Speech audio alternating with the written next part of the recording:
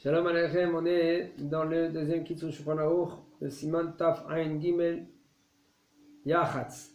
קודם שיתחיל בברכת בקריאת ההגדה ייקח מן השלוש מצות המונחות בלפניו את המצה האמצעית ויציין על שניים ויניח את החלק הקטן בין שני המצות השלמות את החלק הגדול ייתן לאחד המסובים ושומרה לאפיקומן אם שרה ולא בצע קודם ההגדה מוצא באמצע ההגדה במקום שנזכר נותנים אותה תחת המפה ויש נוהגים לקרוחה במפה ולהניחה לכתפם זה חיי יציאת מצרים ויש שנוהגים לומר לנוסע על שכמו מאין באת והוא אומר ממצרים ולאן אתה הולך לירושלים עונים לשנה הבאה בירושלים הבנויה וכו'. Alors Yachatz, qu'est-ce que c'est Yachatz? Okay.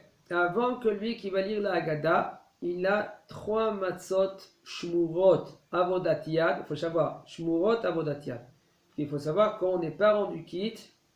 Diavad, si c'est des matzot avodat et mechona shmurot, mais diavad on est rendu quitte. Mais si maintenant c'est avodat mechona et pas shmura, on n'est pas rendu quitte. Il faut que la matzah elle est shmura. Et avodat yad, que c'est fait main. Il faut savoir laquelle galette qu'on prend. Une galette qu'elle est avec de l'eau et de la farine. Pas avec du vin ou avec du jus et de la farine. Parce qu'avec cela, on n'est pas rendu quitte de la matzah. La matzah, il faut qu'elle ait avec de l'eau et de la farine. Okay? Alors maintenant, on a les trois matzot devant nous. Il faut savoir pourquoi on a 3 et pas 2. En général, pour le motzi, Yom Tov et Shabbat, on a besoin de lechem mishné. On a besoin d'un pain qui est entier, la galette entière, et encore une autre galette qui est entière pour faire le motzi. Comme ça, c'est Shabbat. Maintenant, Pessah, on a besoin de 3 galettes. Pourquoi? Une galette, c'est motzi.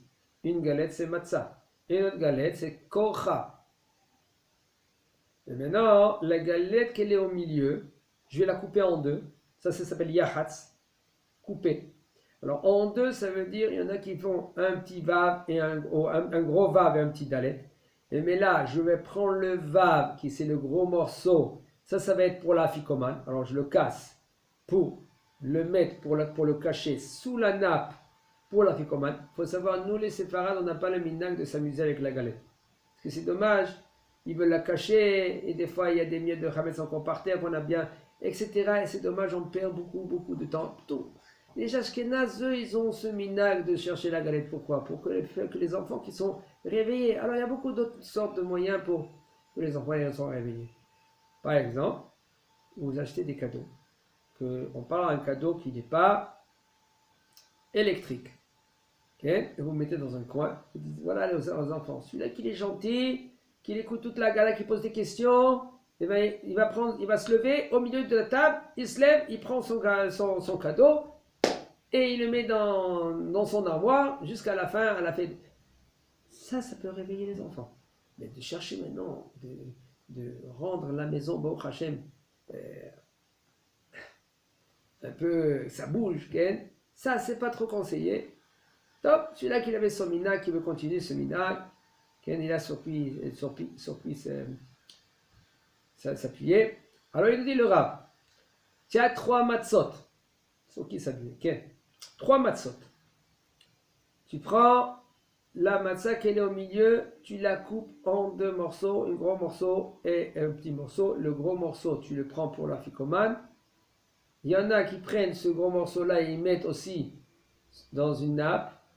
Petite nappe, ils mettent sur l'épaule sur l'enfant et on lui dit à l'enfant le plus petit sort dehors, il sort dehors, il va taper, on fait un spectacle. Et on lui dit que quand tu tapes à la porte, moi je te dis qui tu es.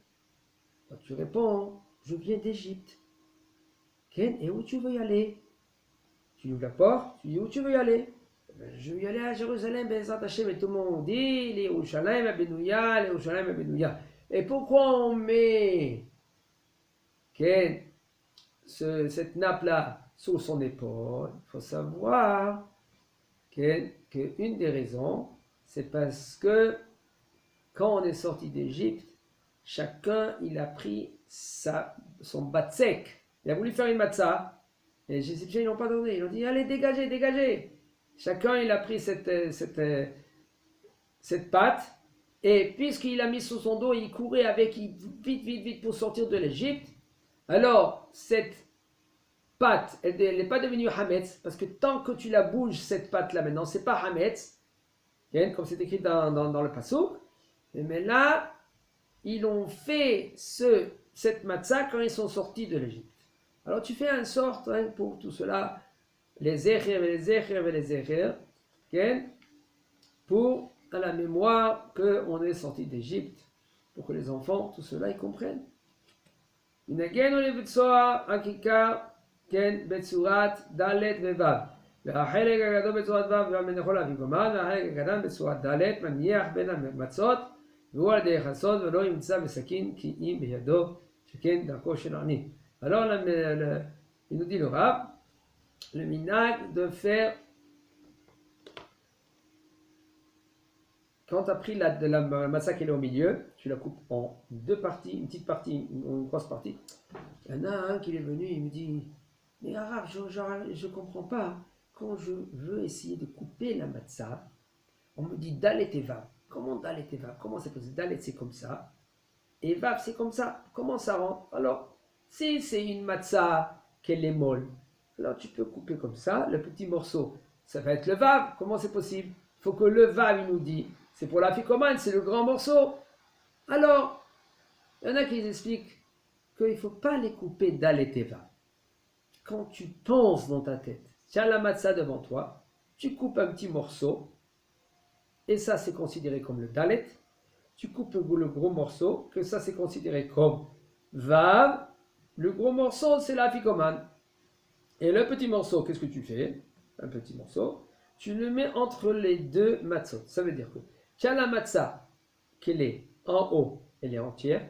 La matzah qu'elle est en bas, elle est entière. Et entre les deux, c'est la matzah qui est découpée, qui est la petite morceau. Et cette matzah-là, ça va être motzi.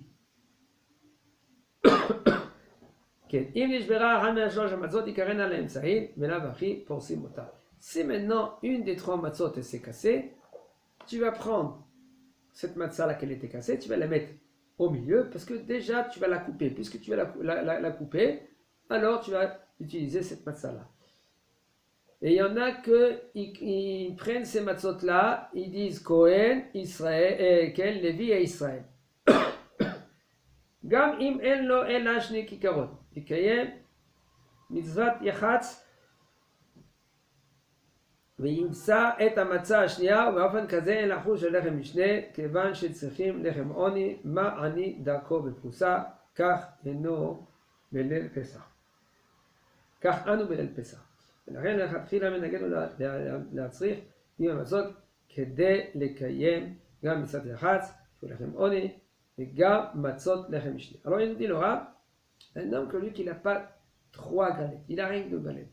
Quand même, il va me dire maintenant, mais si je vais la couper cette galette-là maintenant, je vais avoir une galette entière.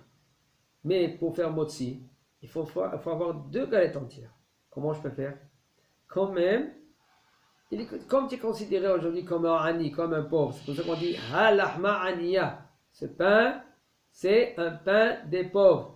Dit Achlu Avatana, qu'ils ont mangé nos ancêtres, des Mitzrayim, voilà, des Mitzrayim, dans la terre de l'Égypte, etc. Alors déjà, c'est considéré comme pauvre, alors tu peux utiliser. Mais quand même, il dit le Rav, c'est oui conseillé de chercher d'avoir 3 matzot, parce qu'il faut savoir de l'Echem Mishne. Misha matzot elu dakot, so dakot beyoter.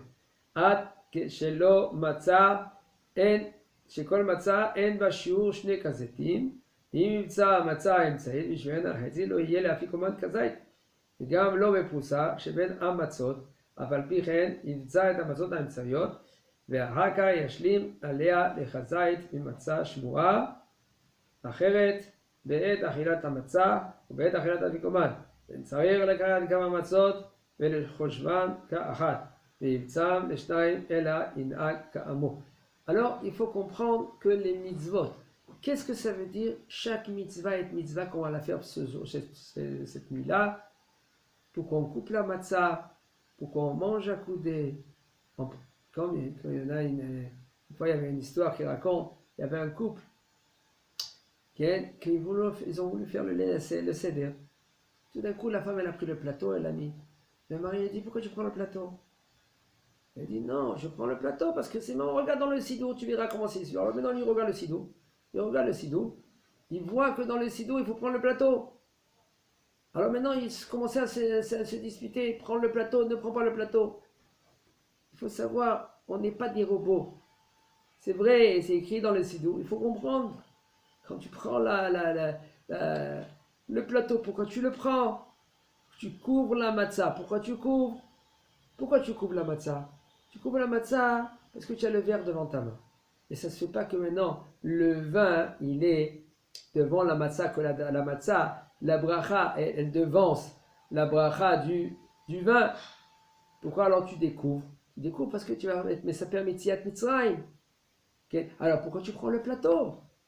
Le plateau, je le prends parce que comme ça les enfants aussi, il n'y a pas les enfants parce que bon, ils sont tous grands.